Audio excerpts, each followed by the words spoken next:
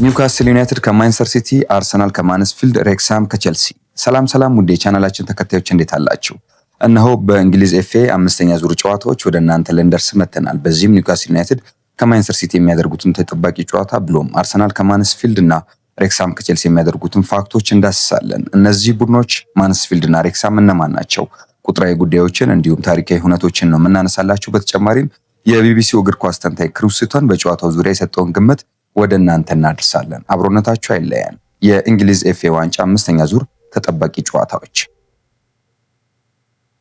በእንግሊዝ ኤፍኤ ዋንጫ አምስተኛ ዙር ዛሬ ማንቸስተር ሲቲ ከሜዳው ውጪ ከኒውካስል ዩናይትድ ጋር ይጫወታል። አራቱም ዋንጫዎች ላይ እየተፎካከረ የሚገኘው ሲቲ ሩብ ፍጻሜውን ለመቀላቀል በሚያደርገው ጨዋታ ከባለፈው ዓመት የሊግ ካፕ አሸናፊ ኒውካስል ጋር ጠንካራ ፈተና ይጠብቀዋል። ሁለቱ ቡድኖች በዚህ ዓመት ብቻ ለአምስተኛ ጊዜ የሚገናኙ ሲሆን በቅርቡ በተገናኙበት የካራባኦ ዋንጫ ግማሽ ፍጻሜ መርሃ ግብር ማንቸስተር ሲቲ በደርሶ መልስ አሸንፎ ለፍጻሜ መድረሱ ይታወሳል። ማንቸስተር ሲቲ እና ኒውካስል በኤፍኤ ዋንጫ ብቻ ለ11ኛ ጊዜ የሚገናኙበት ጨዋታ ምሽት 5 ሰዓት ላይ በሴንት ጄምስ ፓርክ ስታዲየም ይደረጋል።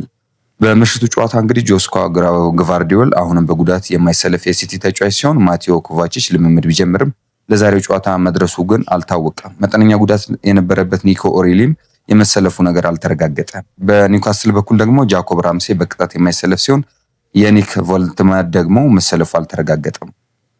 በሌላ በኩል አርሰናል ቀን 9 ሰዓት ከ15 ላይ ከሜዳው ውጪ ከማንስፊልድ ታውን ጋር ይጫወታል። በተመሳሳይ ለአራቱም ዋንጫዎች እየተፎካከረ የሚገኘው መድፈኛው ሩብ ፍጻሜውን ለመቀላቀል በእንግሊዝ ሶስተኛው የሊግ እርከን ከሚገኘው ቡድን ጨዋታውን የሚያደርግ ይሆናል።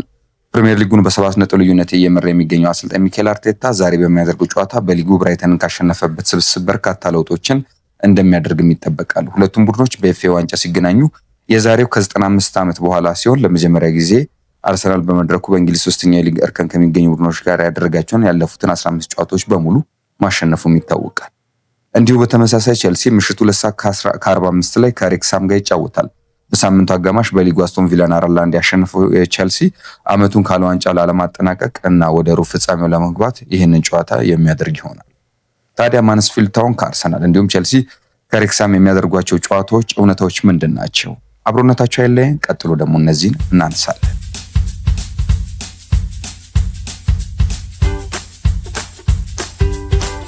ማንስፊልድ ታውን ከአርሰናል የጨዋታ እውነታዎች። ይህ ማንስፊልድ ታውንና አርሰናል ከጥር 1929 ወዲህ ለመጀመሪያ ጊዜ የሚያደርጉት ጨዋታ ነው። በወቅቱ አርሰናል 2-0 አሸንፎ ነበር። በሁለቱ ቡድኖች መካከል ያለው የ97 ዓመታት የጊዜ ልዩነት ለአርሰናል ከሊንክተን ሲቲ ከ122 ዓመታት በኋላ ቀጥሎ ረጅም ጊዜ ቆይታ ያደረገበት የጨዋታ ግጥሚያ ይሆናል። መድፈኞቹ ከዝቅተኛ ሊግ ከ3ኛ ዲቪዚዮን እና በታች ካሉ ቡድኖች ጋር ሲያደርጉ ወይም ሲጫወቱ በተለይም ባለፉት ባደረጓቸው 15 የኤፍኤ ዋንጫዎች ሁሉንም አሸንፈዋል። ለመጨረሻ ጊዜ የተሸነፉት በ1992 በሬክሳም ዛሬ ቼልሲን ከሚገጥመው ቡድን ጋር ነበር። በዚህ ጨዋታ ላይ እንግዲህ አርሰናልን የሚገጥመው ማንስፊልድ ታውን ለአምስተኛ ጊዜ ብቻ ነው ወደ አምስተኛ ዙር የደረሰው በኤፍኤ ዋንጫ። ለመጨረሻ ጊዜ እዚህ ደረጃ የደረሱት በ1974-75 ዓመተ ምህረት ነበረ እንደ አውሮፓውያን አቆጣጠር። ክለቡ ለሩብ ፍጻሜ የበቃው አንድ ጊዜ ብቻ ነው። እሱም በ1968-69 ዌስት ሃምን 3-0 ባሸነፈበት ጨዋታ ነው። እንግዲህ ሌላኛው ጉዳይ ደግሞ በዚህ የኤፍኤ ካፕ ዋንጫ ላይ ሚካኤል አርቴታ እና የኤፍኤ ካፕ ሁኔታውን ያሳየናል። ሚካኤል አርቴታ እንግዲህ አርሰናልን እየመራ ወደ አምስተኛ ዙር ሲያልፍ ይህ ለሁለተኛ ጊዜው ነው። ለመጀመሪያ ጊዜ በ2019-20 ፖርትስማውዝን አሸንፎ ዋንጫውን ያነሳበት የውድድር ዓመት ይታወሳል። በዛ ዋንጫውን ባነሳበት ጊዜ አምስተኛ ዙር አልፎ እንግዲህ ለፍጻሜ እንደበቃ ይታወቃል። አሁንም ይሄ ሁለተኛው የሚካኤል አርቴታ አምስተኛ ዙር የሚጫወትበት ግጥሚያ ይሆናል። ከማንስፊልድ ጋር ነው የሚጫወተው። የማንስፊልዱ አሰልጣኝ ናይጄል ክላፍ አርሰናልን እንደ አሰልጣኝ ሲገጥም ይሄ የመጀመሪያው ነው። ነገር ግን አባቱ ብሪያን ክላፍ የመጨረሻውን የኤፍኤ ካፕ ዋንጫ ያደረገው ደግሞ በተመሳሳይ ቤተሰባዊ ታሪክ ስላለው ይሄ ጉዳይ በ1993 ከአርሰናል ጋር ነው። አባቱ የአርሰናል ተጫዋች ነበረ። እንግዲህ በ1993 የውድድር ዓመት ታዲያ የዛን ጊዜ አባቱ ከአርሰናል ጋር ብሪያን ክላፍ ዋንጫ ማንሳቱ ይታወቃል። አሁን ቤተሰባዊ ክላውን ጥላም አለው ማለት ነው የጨዋታ። በወቅቱ እንግዲህ ልጁ ናይጅል ለኖቲንጋም ፎረስት ተሰልፎ 2-0 መሸነፉም ይታወሳል። ስለዚህ አባትና ልጅን ያስታረቀ የአንድ ቤተሰብ የቀደመ ማንነትን የሚያገናኝ ጨዋታ ነው አርሰናል ከማንስፊልድ ታውን ጋር የሚያደርገው ማለት ነው። በተያያዘ እንግዲህ በኤፍኤ ዋንጫ በአርሰናል ቤት ከሚደምቁ ተጫዋቾች አንዱ ገብርኤል ጄሱስ ነው።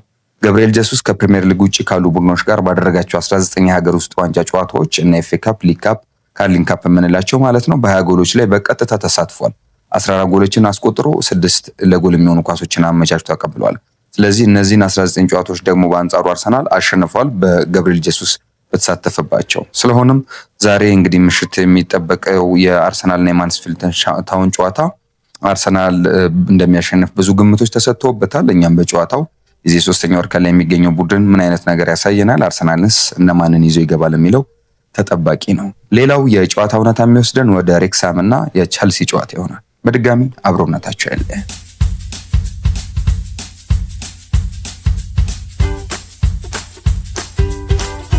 የሬክሳም እና የቸልሲ ጨዋታ እውነታዎች። ሬክሳም እና ቸልሲ ከየካቲት 1982 ወዲህ በማንኛውም የውድድር አይነት ተገናኝተው አያውቁም። በወቅቱ የዌልሱ ክለብ ሬክሳም በሊግ ጨዋታ 1-0 አሸንፎ ነበር። ይህም ሬክሳም ከቸልሲ ጋር ካደረጋቸው 9 ጨዋታዎች ውስጥ ካሸነፋቸው 2 ጨዋታዎች አንዱ ነው። ሶስታቸው ተለያይተው 4 ጊዜ ተሸንፈዋል። ቸልሲ እና ሬክሳም ቀደም ሲል በኤፍኤ ካፕ የተገናኙት አንድ ጊዜ ብቻ ሲሆን እሱም በ1981-82 አራተኛ ዙር ላይ ነበር። በወቅቱ ቸልሲ ለማለፍ 2 ጊዜ የድጋሚ ጨዋታ ሪፕሌይስ አስፈልጉት እንደነበር ይታወሳል። ሰማያዎቹ በዌልስ ሀገር ባደረጓቸው ያለፉት 8 ከሜዳ ውጭ ጨዋታዎች 6ቱን ማሸነፍም መቻላቸውን ታሪክ ያሳየናል። ይህም በዚህ የውድድር ዘመን በሊግ ካፕ ካርዲፍን 3-1 ያሸነፉበትንም ጨዋታ የጨመረ ነው ማለት ነው። እንግዲህ ሬክሳሞች ከ1996-97 የውድድር ዘመን ወዲህ ለመጀመሪያ ጊዜ ነው ወደ ኤፍኤ ካፕ 5ኛ ዙር የደረሱት። ክለቡ ሬድ ድራገንስ በታሪክ ወደ ሩብ ፍጻሜ ያለፈባቸው 3 አጋጣሚዎች ከ1973፣ 74፣ 1977፣ 78 እና 1996-97 ወዲህ ይህ የመጀመሪያው ነው ማለት ነው። በአንጻሩ ቸልሲ እንግዲህ በዚህ ኤፍኤ ካፕ ዋንጫ የበላይነት አለው። እንደ አውሮፓውያን አቆጣጠር በ2015 ጥር ላይ በብራድፎርድ ሲቲ 4-2 ከተሸነፈ በኋላ ከታችኛው ሊግ ቡድኖች ጋር ባደረጋቸው ያለፉት 24 የኤፍኤ ካፕ ግጥሚያዎች ሁሉንም አልፏል። ቸልሲ ከእንግሊዝ ታላላቅ ክለቦች መካከል ከአርሰናል 28 ጨዋታዎች ማለት ነው እንዲሁም ከማንቸስተር ዩናይትድ 30 ጨዋታዎች በመቀጠል ረጅሙን ጉዞ ያደረገው ቸልሲ ነው። እያደረገም የሚገኘው ቸልሲ ነው በዚህ በኤፍኤ ዋንጫ ፋክት ማለት ነው እውነታ። የሬክሳሙ ተጫዋች ጆሽ ዊንዲያስ በሌላ በኩል በኤፍኤ ዋንጫ በቋሚነት በጀመረባቸው ያለፉት 5 ጨዋታዎች 5 ጎሎችን አስቆጥሯል። በዚህ ውድድር ያስቆጠራቸውም 6 ጎሎች በገዛ ሜዳው የተቆጠሩ ናቸው። ስለዚህም ዛሬ ለቸልሲ ፈተና ከሚሆኑ ተጫዋቾች አንዱ እሱ ነው ማለት ነው። በሌላ በኩል ለቸልሲ ደግሞ ትልቅ አቅም የሚሆነው ፔድሮ ኔቶ አሁን ያለበት ወቅታዊ ቁመና ነው። ለሬክሳም ፈተና ነው። ፔድሮ ኔቶ በዚህ ውድድር ዘመን በ2 የኤፍኤ ካፕ ዋንጫዎች 4 ጎሎችን ሲያስቆጥር 1 ጎል በቻርልተን ላይ 3 ወይም ሃትሪክ ደግሞ በሃል ሲቲ ላይ ነው።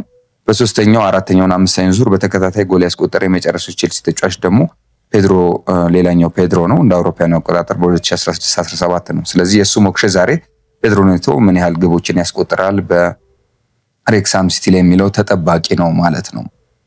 ውድ የቻናላችን ተከታዮች በእንግሊዝ ኤፍኤ ዋንጫ 5ኛ ዙር ጨዋታ መረጃ ወደ እናንተ እየደረስን ነው። ኒውካስል ዩናይትድ ከቸልሲ፣ ኒውካስል ዩናይትድ ከማንቸስተር ሲቲ፣ ቸልሲ ከሬክሳም እና አርሰናል ከማንስፊልድ የሚያደርጉትን ጨዋታ ነው ወደ እናንተ እያስቀኘናቸው የምንገኘው።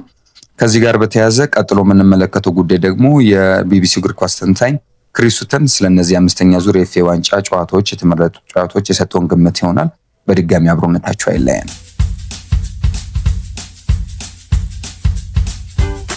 የኤፍኤ ካፕ 5ኛ ዙር ግምቶች በክሪስ ሱተን። ማንስፊልድ እና አርሰናል። ምንም እንኳን አርሰናል ተቀያሪ ተጫዋቾችን ይዘው ቢሰለፍም አሁንም ጠንካራ ቡድን ነው። ማንስፊልድ በርንሌን በማሸነፍ ድንቅ ስራ ቢሰራም አሁን ግን ፈተናው ከበድ ይለዋል። ማንስፊልድ በሊጓን ካደረጋቸው 9 ጨዋታዎች አንዱንም አላሸነፈም። የሱተንም ግምት አርሰናል 2-0 ያሸነፋል የሚል ነው። ሌላኛው ጨዋታ ሬክሳም እና ቸልሲ የሚያደርጉት ነው። የሬክሳም እድገት አስገራሚ ነው ይለናል ሱተን። በተከታታይ 3 ጊዜ ወደ ላይኛው ሊግ ያደገ ሲሆን ቸልሲ በሃል ሲቲ ካሳየው ብቃት አንጻር ለሬክሳም ከባድ ይሆናል። የቸልሲው አሰልጣኝ ሊያም ሮዝኔር ግቡ ሻምፒዮንስ ሊግ መግባት ቢሆንም የኤፍኤ ካፕን ማሸነፍ ግን ግድ ይሆንበታል። ከዚህም አንጻር ቸልሲ ጨዋታውን 3-1 እንደሚያሸንፍ ሱተን ገምቷል። ሌላው የኤፍኤ ካፕ ተጠባቂ ጨዋታ ኒውካስል ዩናይትድን ከሲቲ የሚያገናኘው ነው። ለሁለቱም ቡድኖች ትልቅ ሳምንት ነው። ኒውካስል ከባርሴሎና፣ ሲቲ ደግሞ ከሪያል ማድሪድ በቻምፒየንስ ሊግ ጨዋታ አለባቸው። ኤዲሃው በኒውካስል ትልቅ ስራ እየሰራ ሲሆን ቡድኑ በ3 ዓመታት ውስጥ ትልቅ ደረጃ ደርሷል። ኒውካስል በዚህ ሳምንት አንድ የማንቸስተር ቡድን ዩናይትድን አሸንፏል። አሁን ደግሞ ሲቲን ያሸንፋል ብዬ አስባለሁ ሲል ክሪስ ሱተን 2-1 ኒውካስል እንደሚያሸንፍ ግምቱን አስቀምጧል። ወደ ቻናላችን ተከታዮች በኤፍኤ ዋንጫ ወደ እናንተ የደረስንበት የቁጥራዊ መረጃዎች እንዲሁም ታሪካዊ ሁነቶች ብሎም የተጠባቂውን የኒውካስል ዩናይትድ ከማንቸስተር ሲቲ የሚያደርጉትን ጉዳዮች የዳሰስንበት የጨዋታ ግምትና ሌላም ጥንቅር ይህን ይመስላል። ከሌሎች የዋን ስፖርት ዝግጅቶች ጋር አብራችሁ እንድትቆዩ ግብዣችን ነው። ስለነበረን ጊዜ እናመሰግናለን። መልካም ጊዜ